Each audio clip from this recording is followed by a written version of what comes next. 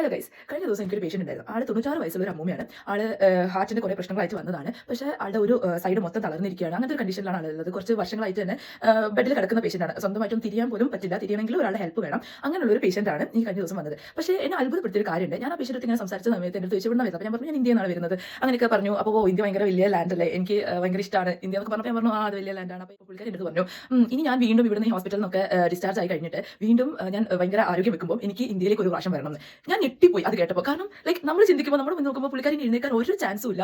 അങ്ങനെ ഓൾറെഡി 96 വയസ്സായി. പിന്നെ എന്താ പറയുക, ഇങ്ങനെ കുറച്ച് കാലമായിട്ട് ഒരു സൈഡ് തളർന്നിരിക്കുന്ന ഒരാളാണ്. സ്വന്തമായിട്ട് തിരിയാൻ പോലും പറ്റാത്ത ഒരാൾ. ഇങ്ങനെയാണ് ഇത്രയും പോസിറ്റീവായിട്ട് ആ ഒരു ലൈഫിനെ കാണുന്നത്. ഇനി പോസിറ്റീവായിട്ട് ഇനി എഴുന്നേക്കാൻ പറ്റും, ഇനിയും ഞാൻ ആരോഗ്യം വെക്കും, ഇനി എനിക്ക് ഇന്ത്യയിലേക്ക് വരാൻ പറ്റും എന്നൊക്കെ ചിന്തിക്കാൻ കഴിയുന്നത്. ആ മോട്ടിവേറ്റ് നടക്കാൻ സാധ്യതയില്ലാത്തൊരു കാര്യം വളരെ പോസിറ്റീവായിട്ട് നടക്കും എന്ന് വിശ്വസിച്ച് ജീവിക്കുന്നത്. നമുക്ക് ചെറിയൊരു കാര്യങ്ങൾ, അപ്പം എനിക്ക് ഒരു കാര്യം മനസ്സിലായെന്ന് വെച്ച് കഴിഞ്ഞാൽ, നമ്മൾ ജീവിതത്തിൽ എന്തെങ്കിലും പ്രശ്നം വരുമ്പോൾ അതിനെ എങ്ങനെ നമുക്ക് പോസിറ്റീവായിട്ട് നേരിടാം എന്നാണ് പഠിക്കേണ്ടത്. എന്തെങ്കിലും ഒരു പ്രശ്നം വരുമ്പോൾ അതിനെ സോൾവ് ചെയ്യാനാണ് നോക്കുന്നത്. അല്ലാണ്ട് ആ പ്രശ്നത്തിൽ തന്നെ കിടന്ന് ആ ഒരു ലൂപ്പിൽ കിടന്ന് നടക്കാണ്ട് നമുക്ക് ഒരു പ്രശ്നം വരുമ്പോൾ അതിന് പോസിറ്റീവായിട്ട് നേരിട്ട് ആ അതിലൊരു പോസിറ്റീവ് കണ്ടെത്തിയിട്ട് എന്താ പറയുക മുന്നോട്ട് പോവുക. സോ എല്ലാവർക്കും ഇതൊരു ഹെൽപ്ഫുൾ ആവട്ടെ എന്ന് വിചാരിക്കുന്നു. So have A nice day.